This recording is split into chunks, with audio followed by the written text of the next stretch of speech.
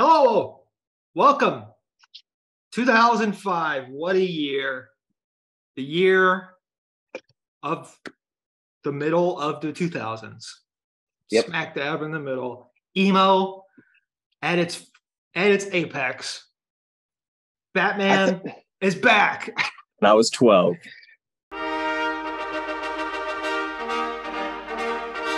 We're here for another top 10. You're not going to see a bunch of movies that you probably should see on this list, but that's normal with us because we just go buck wild when we make these lists. This is this is honestly the best list, not the best list we've ever made, but the most accurate list we've ever made, I think. Well. All right, let's start off with number 10, and it's JD has to defend himself right out of the gate. He has highly ranked, and it made the list, War of the Worlds, one of two Spielberg movies on our top 10. Listen, here, I even wore a little, Tom Cruise at the beginning, wears the hat. I'm just like, I'm going to wear a hat, Winnipeg Jets, go Jets, go. This movie, I think that this movie, first of all, gets way too much hate. Is it an incredible movie? No. But is it a decent action movie that says something about us as a society at a time, just when things were still a little weird. I mean they're weird now, but anyways.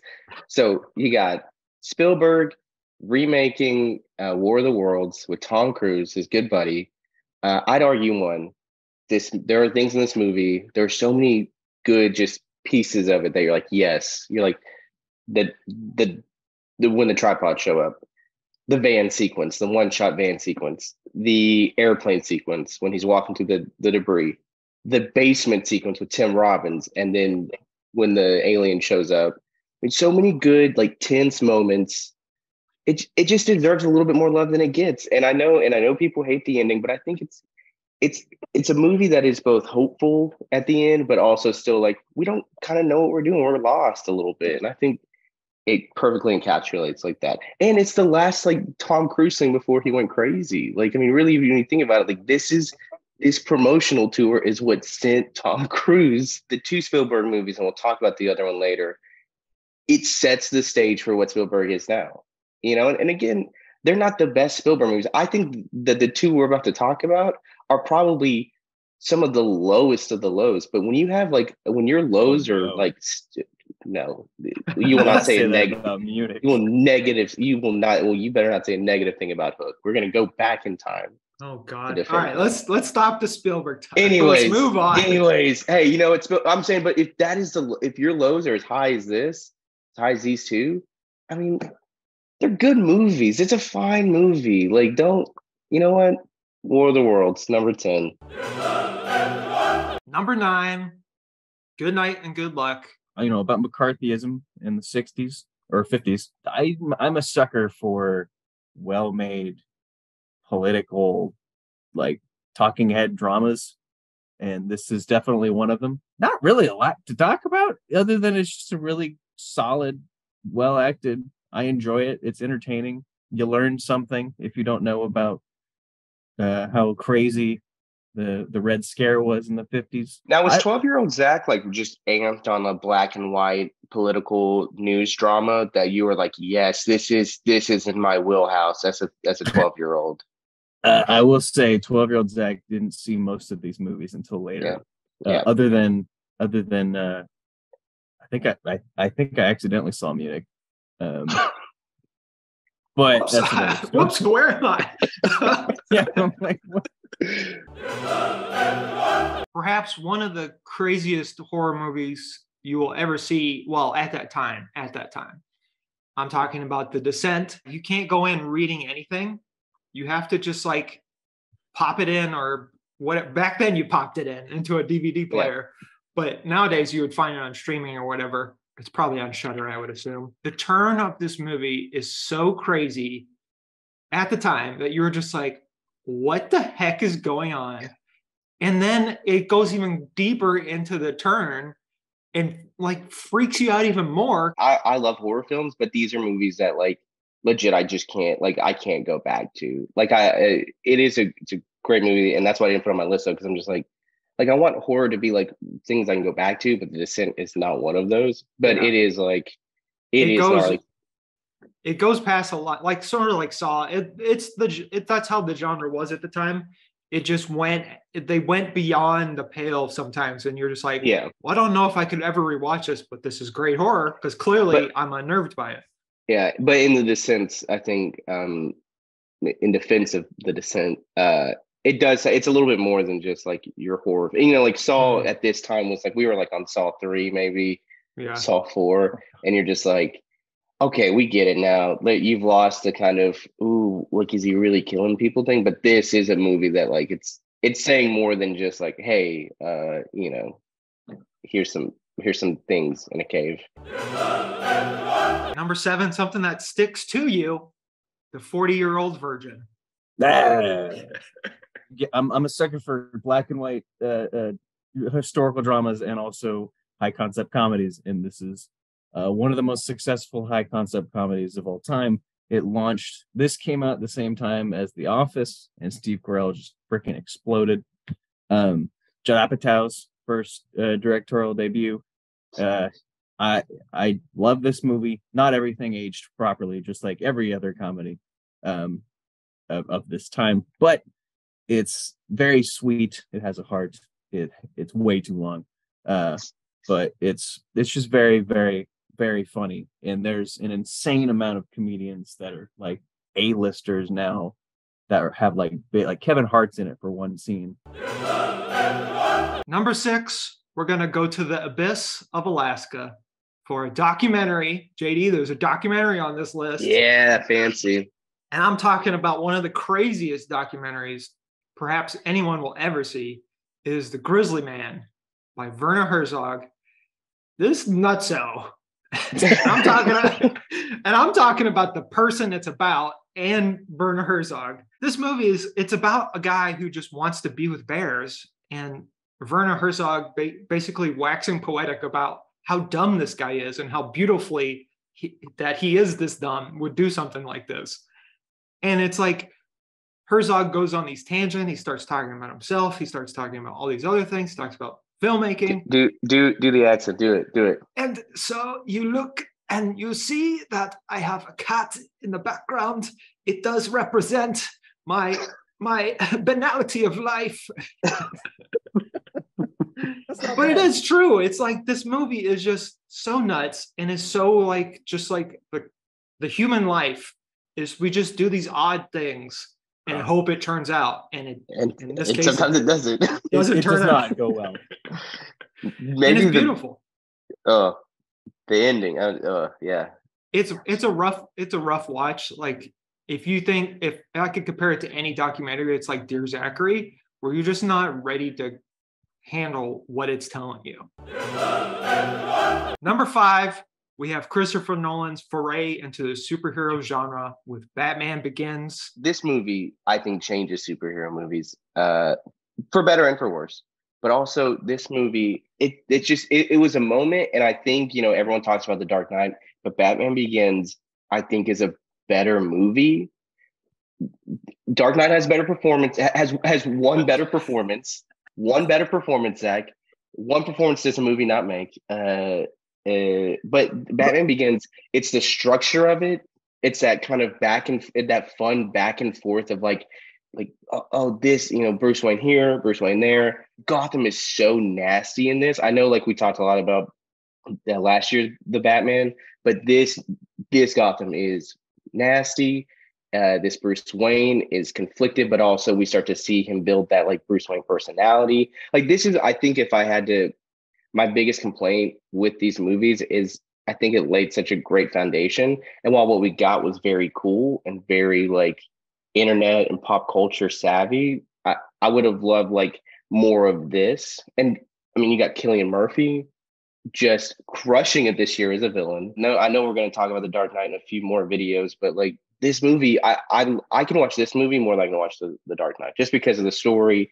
There's the iconic lines of like, why do we fall? It just seems like a more like focused thing instead of like a Heat remake with a great performance. So yeah. Sorry, Zach. No. Sex processing. Man, I love The Dark Knight so much. But I mean, this one's also great. I would definitely wouldn't call it better than The Dark Knight, especially structurally. Mainly because the Heat remake is still a Heat remake, and Heat is awesome. Number 4, we would not be Arkansans if we did not put this movie in the top 10. I'm talking about Walk the Line, the Johnny Cash biopic, which in some ways broke the music biopic, and then Walk Hard broke it even further. But this is like it's led by 2 solid performances. Joaquin and Reese just embody June and Johnny so well. And it's just, it was so good. It's just great. And It sucks that Walk Hard parodied it so hard that it ruined it. They ruined the genre.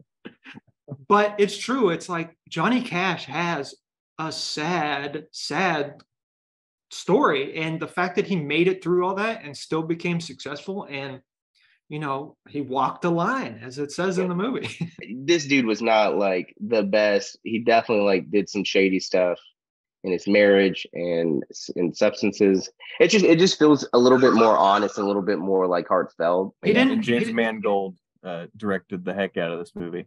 Yeah. I don't the dad director of the century right now. I mean the decade right now. So the daddiest of dads. Just a solid filmmaker. This is number 3. I would say the top 3 are far and away better than all the other movies, because I think pretty much all 3 of us had these on our list pretty high. Number 3 is Kiss Kiss Bang Bang. We wouldn't be film bros if we didn't put this on the top 10. I mean, this is a film bro movie. Like, everyone's like, oh, what's a good underrated movie? Kiss Kiss Bang Bang. It's not underrated any longer. It is no longer underrated. It's properly rated. Do you know how often this movie gets brought up in our newsroom? Just from the sheer like, hey, what's a good movie? And one of us is just like, have you seen Kiss Kiss Bang Bang? And they're like, no, I don't even know. Knowing full well, like the people we're telling are never going to see it. Never going to watch it. But it's basically the restart of Robert Downey Jr.'s career. Val Kilmer, back when he was just sort of just doing whatever, because, he did like Spartan and a couple other movies. This movie is just written so well. Shane Black, we all know. I mean, he failed at Iron Man 3 and The Predator, but other than that, he has basically crushed it every time. I mean, I wouldn't say that 13-year-old JD was a sucker for noir, but there was something I remember, like my dad and I watched this movie, and we're like, I like this. I don't know what it is, but I like it, So, and now I think this is probably what made me love like these movies, is that like this movie, I'm like, ooh, it's kind of fun. Before we go to the next list, she does a great performance in this, and she was basically new on the scene at the time this movie dropped. So shout out to her. Number 2, the next Spielberg movie on our list. What I argue is probably Spielberg's last great movie. I know Zach would disagree, and so would JD. Have you seen Ready Player One? Not what I would say, but I'm ready for Ready Player 2. What are you talking about? I'm talking, of course, about Munich, based on a true story, a thing that actually happened in real life. Eric Bana is just amazing in this. The whole cast is really. Like the violence in this movie is so unnerving.